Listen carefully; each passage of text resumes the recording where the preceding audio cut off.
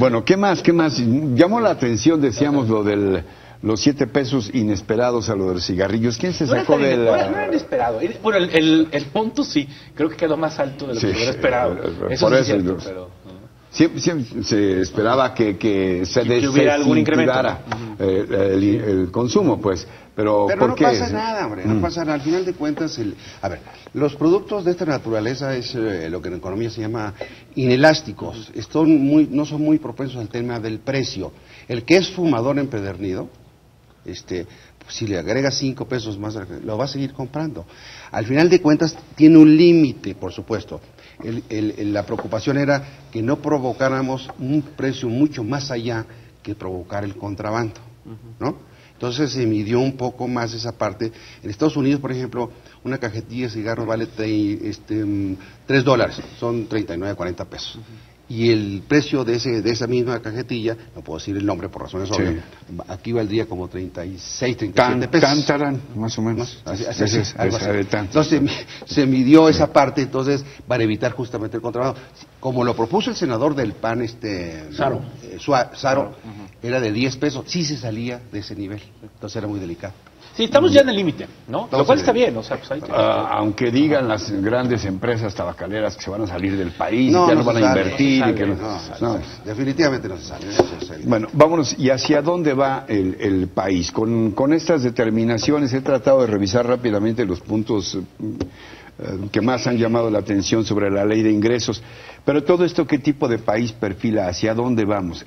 Como en una familia, el determinar cómo se gasta lo que reúne la familia, si son varios los que trabajan, etcétera, se compra coche nuevo, no se compra coche nuevo, dejamos una lana para las vacaciones o no, o mejor pagamos la escuela de fulanito porque se quiere ir a estudiar a no sé dónde. Así se define el país, el presupuesto define el país que queremos ser. ¿Cuáles van a ser las prioridades? ¿Vamos a seguir dándole una gran cantidad de recursos a la seguridad pública, al ejército, a las policías, o vamos a darle recursos a las universidades, a las escuelas públicas? ¿Qué vamos a hacer? El presupuesto que mandó el Ejecutivo traía de entrada más o menos 100,000 millones de pesos menos.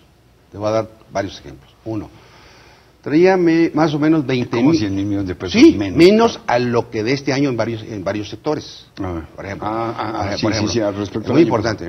Por ejemplo, trae como 20,000 millones de pesos menos de lo de este año en el campo. Trae como 15,000 o 18,000 millones de pesos menos en carreteras. Trae como unos 10,000 millones de pesos. Alguien diría que gobierno tan ahorrativo. Sí, bueno, pero ahí te va.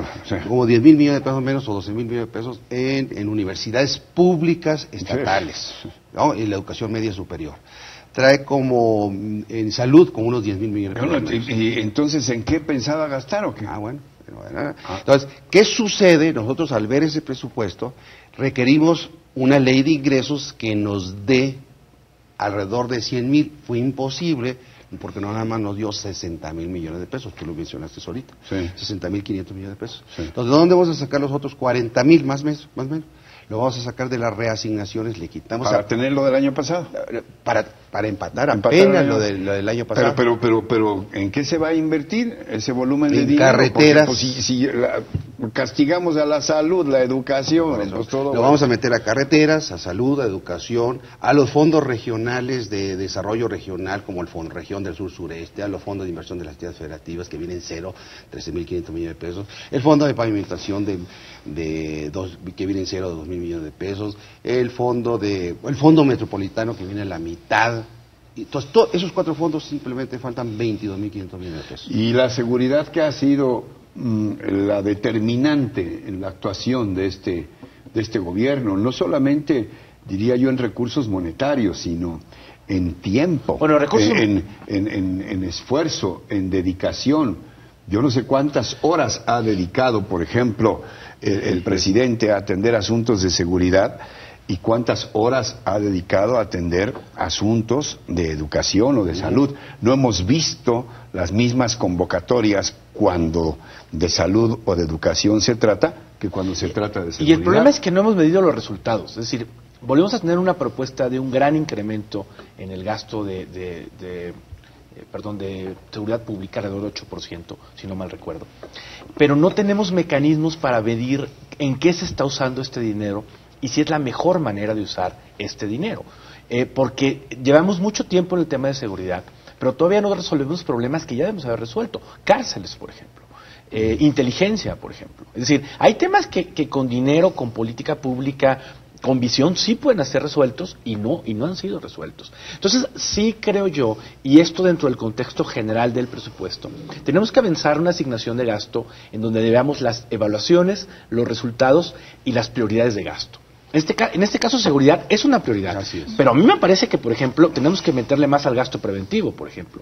O al no gasto preventivo, tenemos que saber en dónde el gasto está mejor focalizado. Y creo que en la propuesta no queda claro.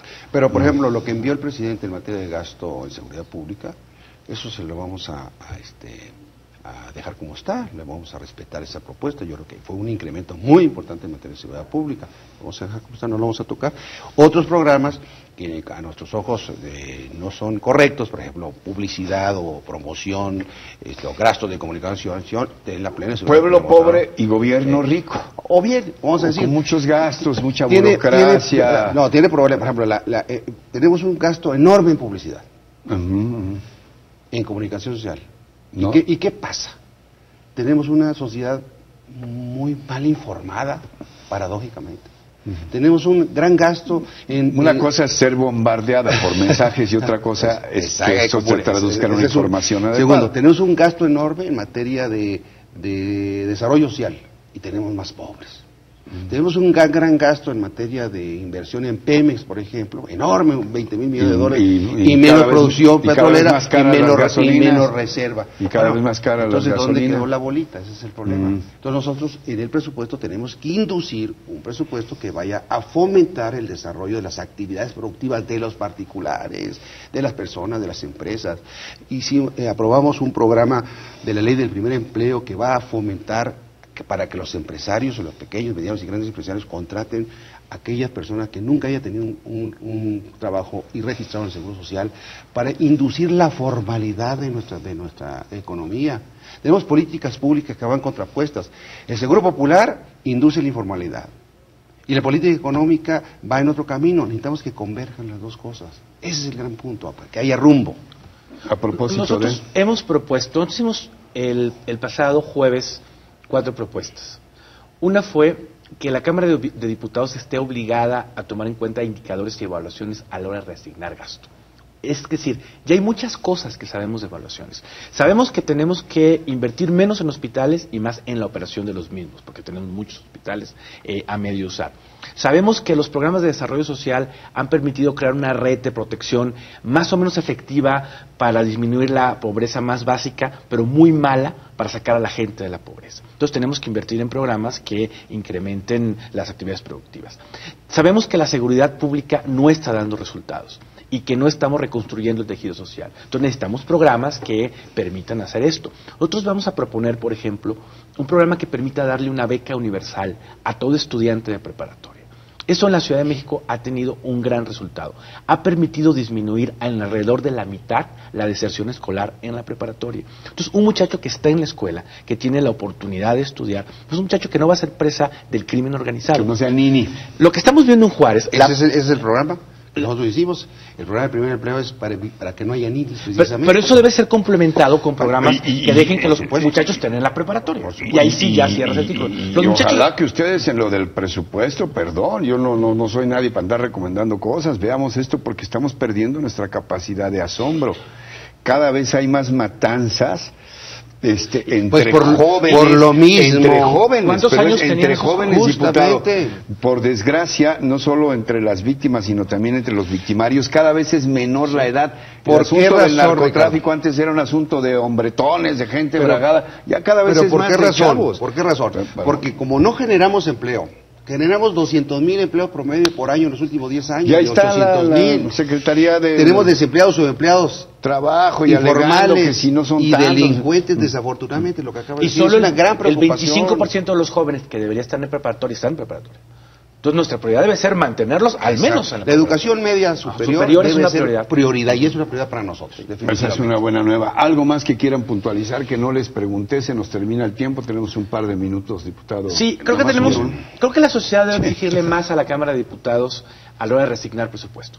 El juego que siempre hemos jugado es que ahora manda el Ejecutivo un presupuesto en el que los diputados, sabe dónde los diputados le vamos a subir. Creo que esto lo tenemos que cambiar por un tema donde con más información y más racionalidad atendamos las prioridades del país y los programas que sí dan resultados. Esos son los que vamos a atender y los otros no. Así de sencillo. Y esa es la exigencia que debemos tener. Pero la Cámara de Diputados está haciendo su papel y nosotros estamos haciendo su papel de lo que dice el artículo 74 constitucional, que dice la Cámara de Diputados aprobará, modificará y modificará el presupuesto que envíe el Ejecutivo Federal. Nosotros le vamos a modificar la plana del Ejecutivo Federal, definitivamente, en materia del tema del presupuesto.